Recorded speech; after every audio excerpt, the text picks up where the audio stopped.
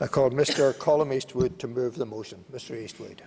Thank you very much, Mr. Principal Deputy Speaker. It's not often that I rise in this House to encourage our own executive here to adopt a Conservative Party proposal, but I think just because it's a Conservative Party proposal doesn't mean it's not a good one.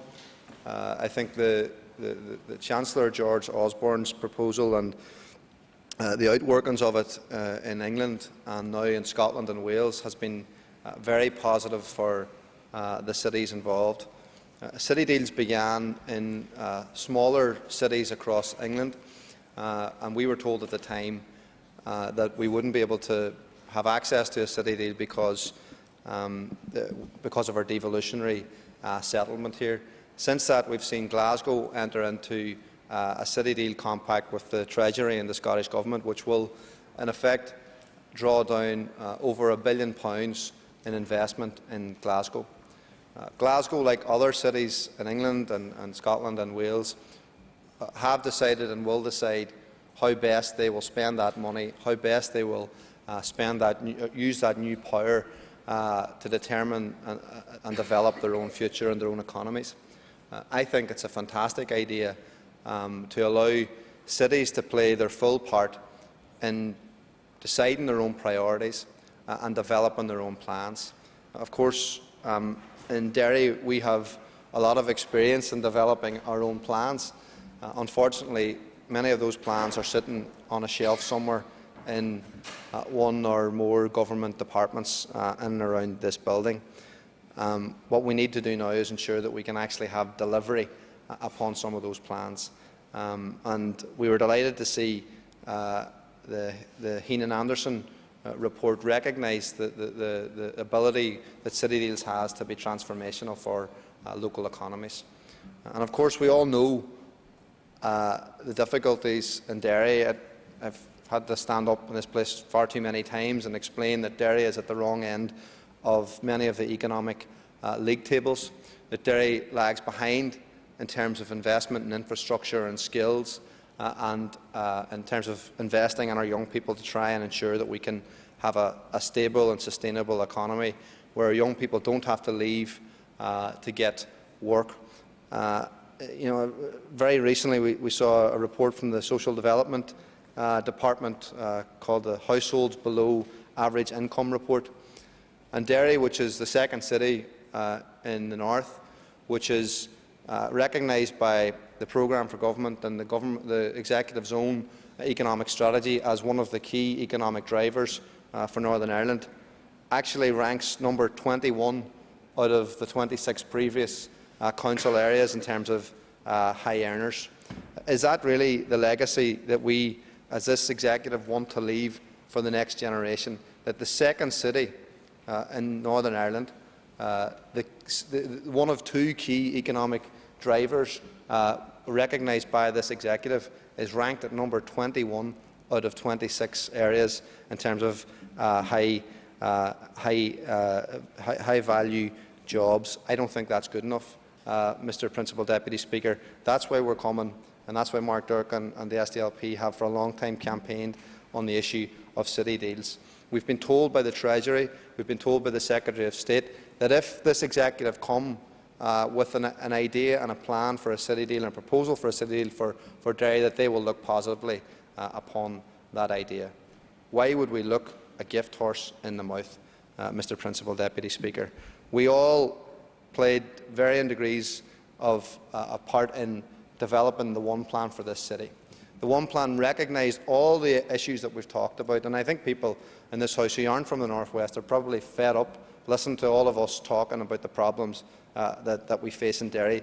But unfortunately, we're going to have to keep talking about those problems, Mr. Principal Deputy Speaker, if this executive doesn't begin to find ways to resolve the problems. So our view is that the One Plan and a city deal can operate side by side. In fact, a city deal is the way of delivering upon the One Plan objectives. One of the One Plan objectives was that we would see 9,400 students at Magee University by 2020. I think even I now can recognise that we're not going to meet that target. And of course, it's 50 years since we were told that McGee University wouldn't be able to reach its full potential because of the siting of the University of Ulster campus at Coleraine. 50 years, and we're still here making this argument. It's 50 years since we haven't had a motorway going from Derry to Belfast. It's God knows how many years since we've been calling out for a motorway from Dublin to Derry. And I'm glad to see more soundings coming from the Irish Government today, positive words around the A5. But I think people have had enough of positive words and nice reports written. People want to see delivery. Because people want to see us taking people off welfare. The best way to take people off welfare is to ensure that they can have the opportunity of getting a job. And the best way to get a job, Mr Deputy Speaker, the best way to create employment in areas of high unemployment is to invest in infrastructure and invest in skills. We haven't done that. There's a black spot in Northern Ireland. It's called the North West. That hasn't got a motorway going in or out of it, and hasn't got a university of the right size that we need to attract the investment that's required. That is a stain on the reputation of politics in Northern Ireland. We are offering, I think, what is a very obvious solution, even though it's coming from the Tory party in England, even though it's coming from them. We don't look a gift horse in the mouth. If Glasgow can attract £1.3 billion of investment to their area, why can we not do something similar? Why can we not ask the simple and obvious question, which the Treasury have already said they would say yes to?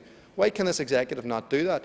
I don't understand. But we're not all that surprised that we haven't got movement on this yet, because I asked OFM DFM in an oral question in September 2004 how they plan to deliver the One Plan commitments. That question hasn't even been answered yet. September 2004. I asked OFM DFM in June this year how they plan to progress the North West Gateway initiative. That still hasn't been answered.